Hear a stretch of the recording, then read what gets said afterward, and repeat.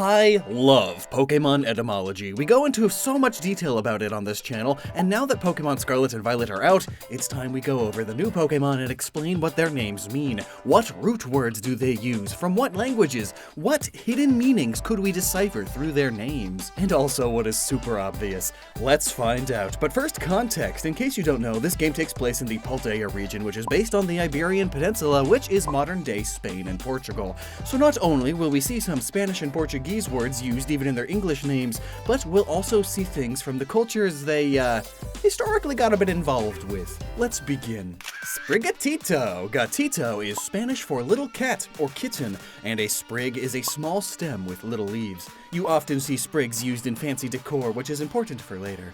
Florigato. Gato is Portuguese and Spanish for cat. In fact, the languages do share quite a few words, so I might just say one when I need both.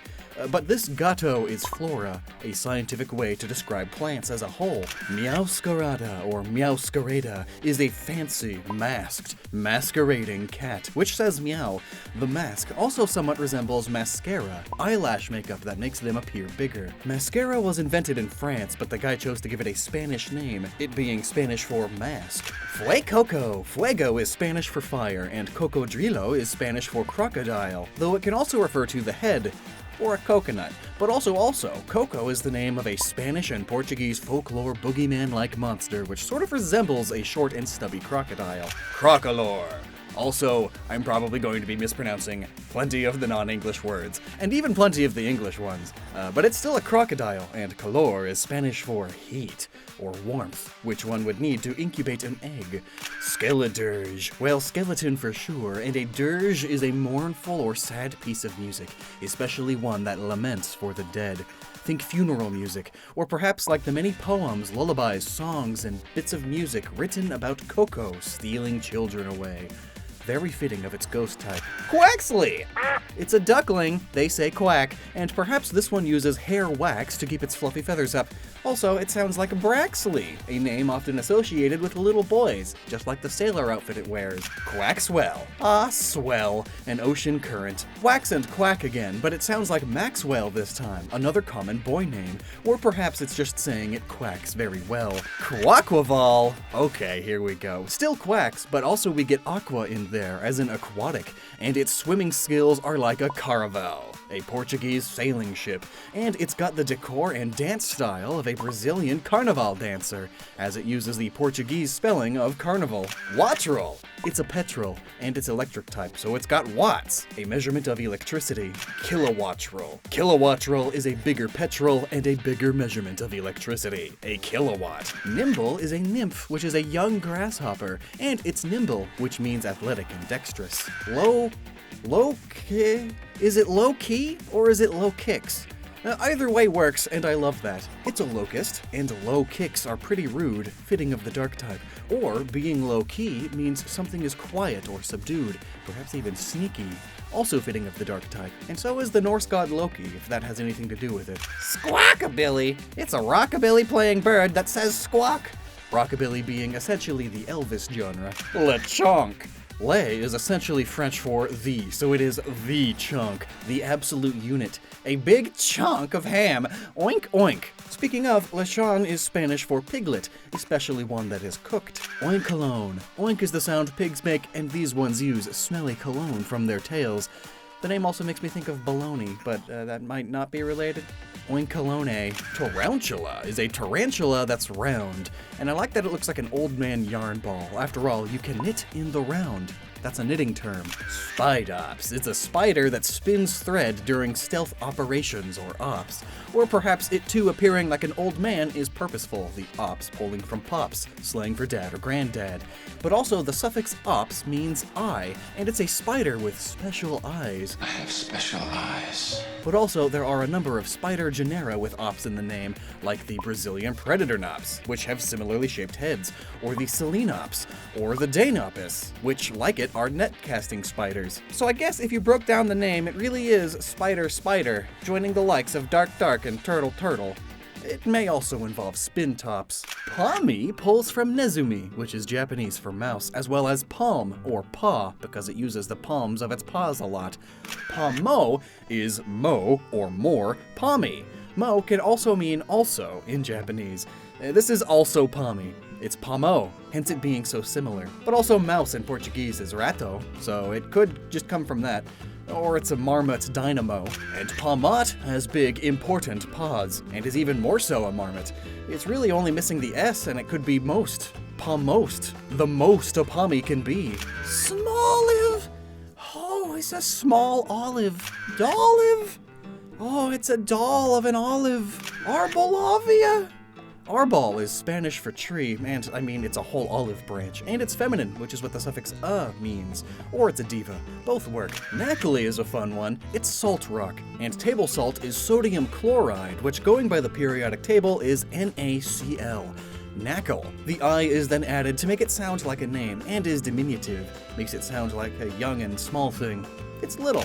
Knackle stack is a stack of knackly, a stack of salt rock. And Garganackle is a gargantuan stack of salt. And it can also be noted that knackle gives big native Mesoamerican language vibes. I'm going to butcher these, but think Aztecotl words like axolotl, quetzalcoatl. The L's usually silent from what I hear, so I guess, ehikats, which is wind. Well, most people who don't know the language do pronounce the L, but here's the, Huixtoctequatl, it's the god of salt. Tecpotl is flint.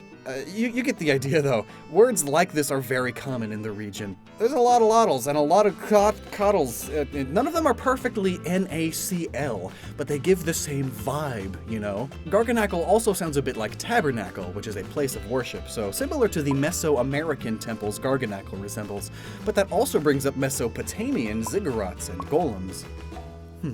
Fido. Well, Fido is a very common dog name, and this one is made of dough.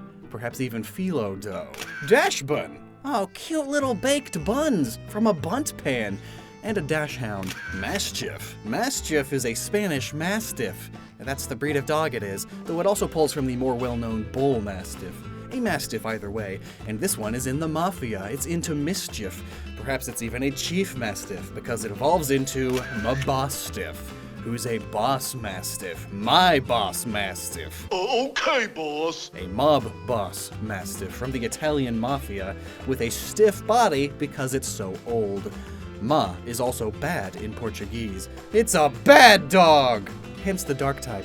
Grievard sounds like graveyard, but also it's a briard. That's the dog breed, and it grieves for the death of others. But also it is greaves. When making medieval peasant candles out of animal fat, one of the byproducts is called greaves, and today greaves are mostly used to make dog food. Houndstone. It's a hound and a tombstone, also known as a headstone. Flittle is little, and to flit about is to move swiftly and lightly, which is what small birds do.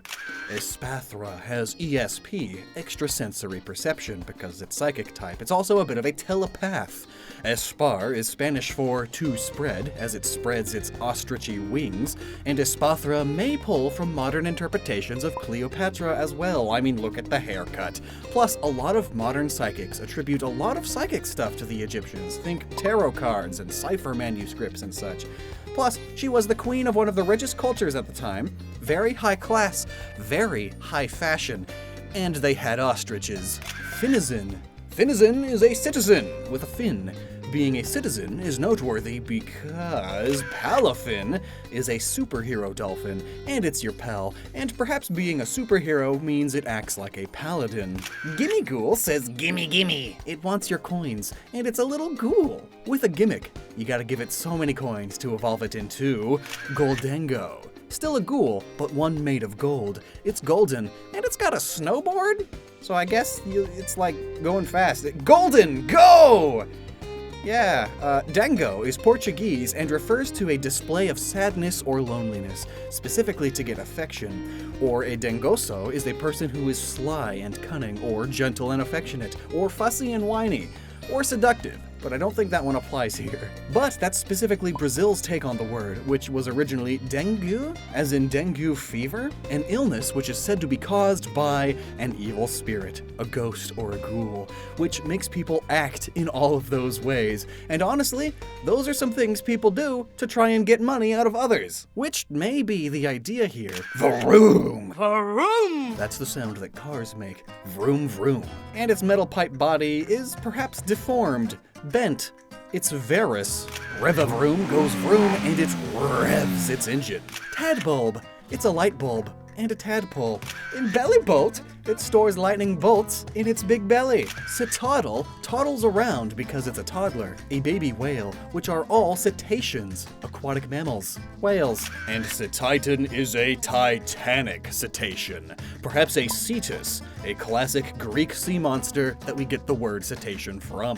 Tinkatink is a tiny little fairy, like Tinkerbell, but it's also literally a tinkerer, what you call someone who enjoys building, experimenting, or repairing machines and their parts, like a tinsmith. Like Tinkerbell. It does build itself metal hammers, or I guess right now it's more like a baby rattle, but it sounds like tinka-tinka-tink. And Tinka-Tough is now a tough tinkerer, going tink-tink-tink with its big hammer. Also, it is so pink. And then Tinkaton tinkers a ton and hits with megaton force. There may also be a Pinkerton union busting reference in the name. It was the Industrial Revolution, and they did have the first female detective, and they were famously hired by the Spanish government. But more of those details in their own video. Relore is roller backwards, because dung beetles walk backwards when rolling dung. And Robska is scarab with the syllables swapped around. Bramblin is a soul trapped in a bramble bush, the same way like Applin is in an apple. Also, to go brambling is to go picking berries off of bramble bushes, like blackberries. But also, it's a rambling man. It wanders, because it's a tumbleweed. Rambling around. Brambleghast is both a bramble bush and a ghast, which is a type of evil spirit.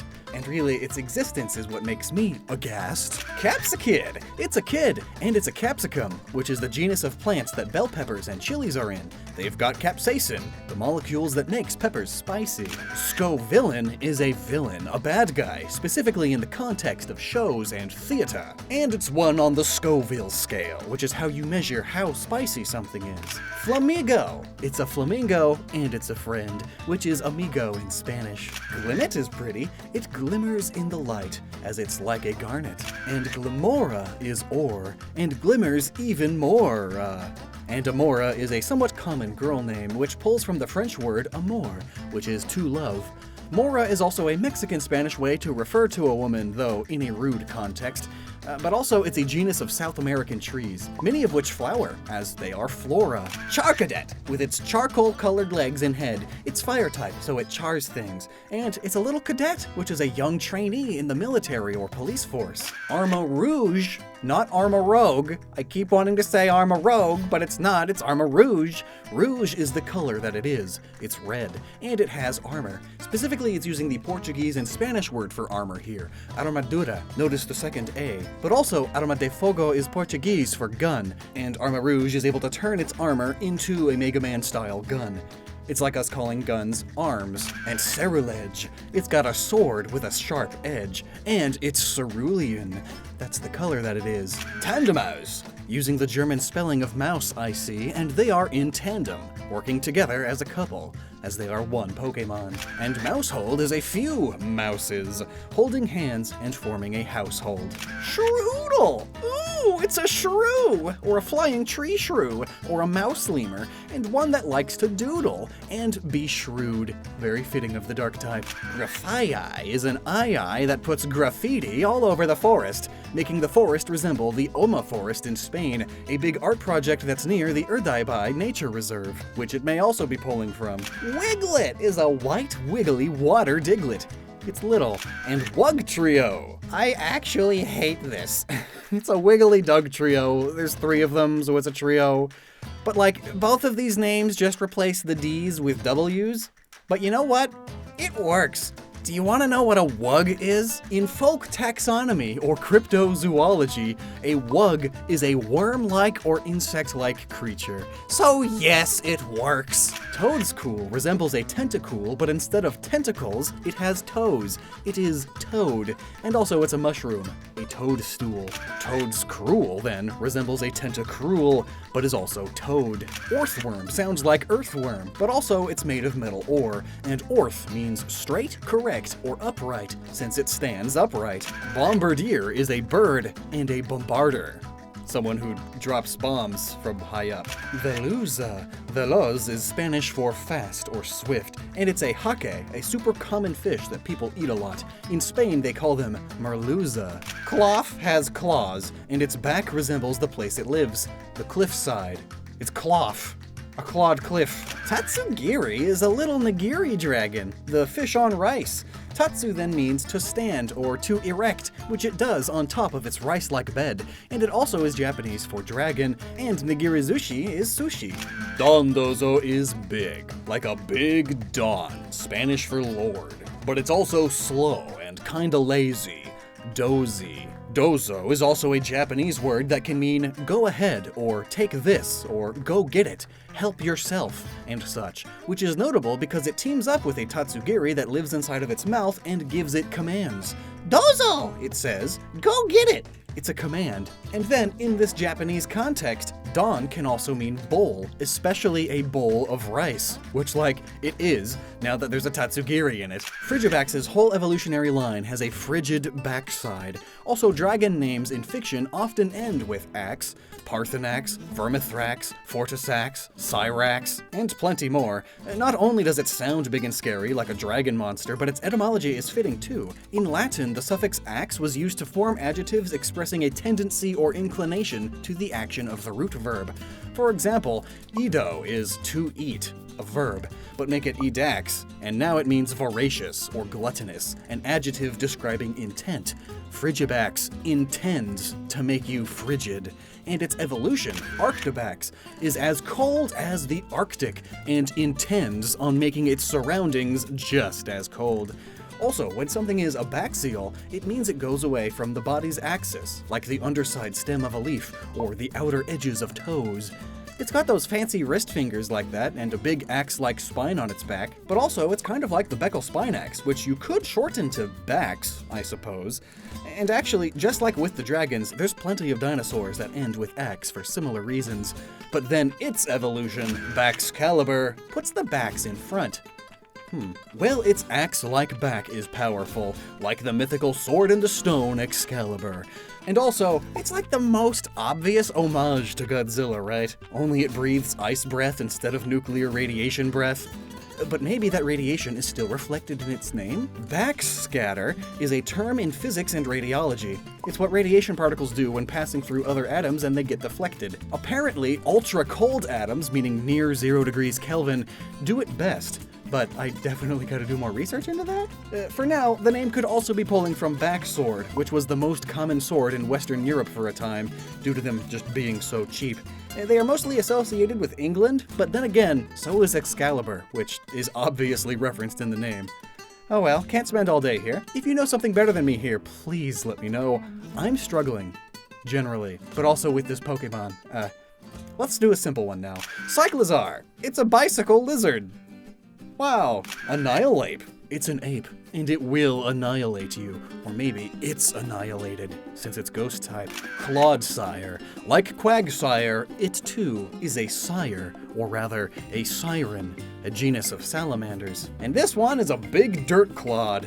A ball of dirt. Dudunsparce. So if we lay out Dunsparce, we can attribute different parts of its body to different letters in its name. So this is Dunsparce, this is Dudunsparce, this is Dudunsparce, and this is Sparsarsars. But really though, it's a dunce. It's stupid, and it makes itself sparse, spread out. And also a dun is a young mayfly, or a dark and gloomy place, which is where it likes to live after all. The repeating syllable in the evolution's name could just be because of the repeating body segments. Farigiraf, or Farigiraf if you're like me and are always mixing up these letters. But haha, it's a giraffe. It's a giraffe! And it's a palindrome, which is when a word is the same forwards as it is backwards. It evolved from giraffarig, and now its name name is just that, but inside out. And upon evolving, its tail kinda like goes inside out and up its body. So the name reflects that by being turned inside out. And King Gambit. Oh man. This is now one of the new worst Pokemon names. Ew. It's like a king chess piece, as it evolves from a pawn and a bishop, and a King's Gambit is one of chess's most popular opening strategies. Now, forgive these pronunciations. Xinglu, Chien-Pao, Wo Xian, Qi Yu. Okay, we learn in Chinese now. What are these four even doing here? You'll have to wait for their video. So one thing about Chinese is that when romanizing the language, meaning taking one of their words and writing it in our letters, a lot of nuance gets lost. In Chinese, how you say a word can change its meaning, and that inflection gets a bit lost when written out in the English alphabet. The closest example I could think of would be our few homonyms, words that are said and spelled the same but have a different meaning, like duck and duck. When you tell someone to duck, you say duck, but if you see a duck on the side of the road, you say duck! Okay, maybe not the best example. Perhaps read and read? Tear and tear? No. We don't really have a perfect equivalent. Think of it this way. Chinese is mostly stinking homonyms, but you can specify which one you mean by the inflection you give the word, as well as the context around it. We've previously done a video explaining the Mandarin Chinese Pokemon names from Kanto, and you can really hear these specific inflections in the way their names are said. 妙蛙花,小火龙,火恐龙. So basically, I'ma try my best here, but obviously I'm not from West Taiwan, so I might be off a bit. Ting Lu can refer to a straightened up road, or the straight and narrow path of life. If this creature were to stumble, the contents of the bowl would spill. It's a very Confucius way of thinking, IMO. Or I guess, INSKOTSTBHMOA. But Lu also means deer, and Ting can also mean stiff, erected, or endurance, which its wind-eroded rocky body has certainly been doing. And it can also refer to a cauldron, which it has. It's a cauldron elk thing. Next we'll look at Qi Yu. Qi can mean breath, but also to eat/destroy or absorb, which it does to the ground that it melts to swim through, creating ponds of lava. Pond or puddle being another meaning of the word Qi. But also it can mean red or scarlet, which it is, as well as burn or blaze, which it does. Yu then means jade, the material around its eyes, and it can also mean fish. And when combined like Ji Yu, you get goldfish. Yeah. Chien-Pao means to live a simple or uncomplicated life. Its Pokédex mentions it innocently plays and causes avalanches, but it's unaware of the problems it causes. It runs away or flees from them, which is another meaning of Pao, which can also mean to leak or evaporate, which snow certainly does when it melts. But if we change how the word is romanized, for instance Pao into Bao, it now means leopard. And then changing Chen to Xian, now it can mean snow. It's a snow leopard. And lastly, Wo Xian. The Xian here can mean imitate, but it can also mean bush. But like, it's a snail imitating a bush. So definitely all of these Pokemon are taking in various meanings of the words they are pulling from, which is perhaps why they stuck with the Chinese names here. It's the only way to get all of their meaning across. Wo can also mean to make dirty, or to enrich soil, or lettuce, or snail. And those brown things around its shell are also Xian, bamboo slips. My gosh, I am extremely excited to do a deep dive into these guys. But I definitely have to learn how to properly pronounce these words before then. But for now, we've only got 2 more Pokemon, the box legendaries, Koraidon and Miraidon. The Don is the top dog, the lord, the leader, especially in Spanish-speaking areas. And when combined with the name's middle syllable, Rai, it sounds like ride on, because you ride around on them. Korai and Mirai, then, are Japanese for past and future. And those are the names of the new Pokemon in Scarlet and Violet explained. Though I always miss something, so let me know what that was down below. And while down there, why not check out our Patreon and merch store, noggin.net. We're running out of funding. Help! Yo, wait, hey, yo, what about like Screamtail, a Roaring Moon, Iron Thorns, Iron Moth? Do you seriously need me to explain those? No, No, but you can't say you covered every new Pokemon without them. All right, fine. Great Tusk. Brute Bonnet. A bonnet is this hat. Sandy Shocks. Screamtail. Fluttermane. Slitherwing. Roaring Moon. Iron Treads. Iron Moth. Iron Hands. Iron Jugules, which means the throat or neck. Iron Thorns. Iron Bundle. Iron Valiant, which means courage or determination.